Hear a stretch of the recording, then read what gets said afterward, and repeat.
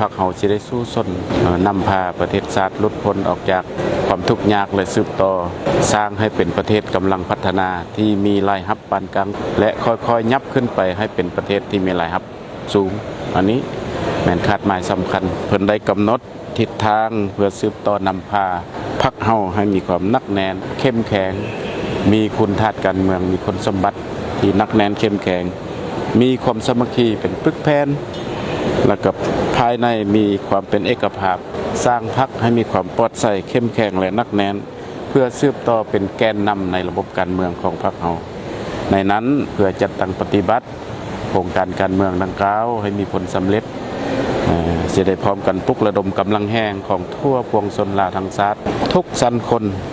ทุกภาคส่วนเศรษฐกิจเข้าในการจัดตั้งปฏิบัติมติของกรมการเมืองส่วนกลางพรรคว่าด้วยการสร้างเศรษฐกิจเอกราชเป็นเจ้าตนเองอันนั้นแม่นเพื่อสืบต่อสร้างความเข้มแข็งให้แก่ประเทศชาติของพวกเขาเพื่อก้าวขึ้นสู่สังคมนิยมเฮ็ดให้ประชาชนทั้งมีผาสุขประเทศชาติมั่งคั่งเข้มแข็งสังคมมีความสามัคคีปรองดองมีประชาธิปไตยยุติธรรมและศิวิไลในนามคณะกฎการ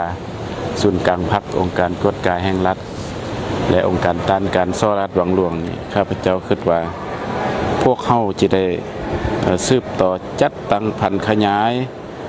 ห้างรายงานการเมืองแผนพัฒนาเศรษฐกิจสังคมในนั้นเพื่อเฮ็ดให้จัดตั้งปฏิบัติได้รับผลดีพวกเฮาควรจะได้เพิ่มทวีเวียงานกวดกาเวียงานป้องกัน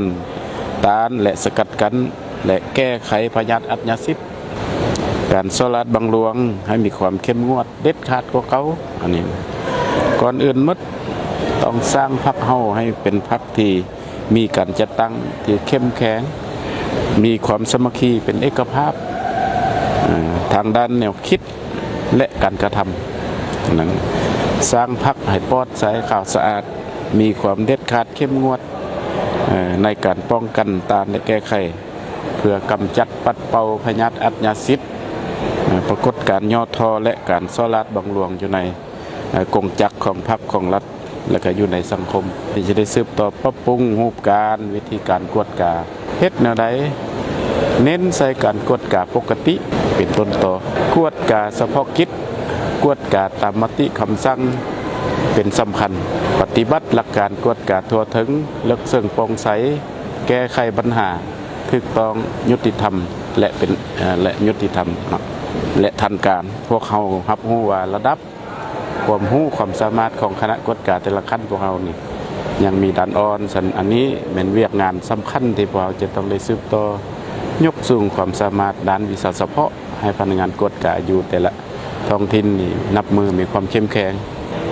พวกเขารับรู้ว่าการที่พวกเขาได้กำหนดแนวทางถูกต้องอันนี้มีผลสำเร็จ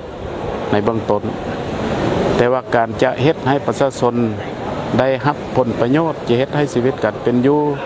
ของพนักงานทหารตำรวจและประชาชนบรรดาเผ่าได้รับการยกสูงนั้นแม่นคอดการจัดตั้งพันขยายบรรดามติจัดตั้งปฏิบัติบรรดาแผนพัฒนา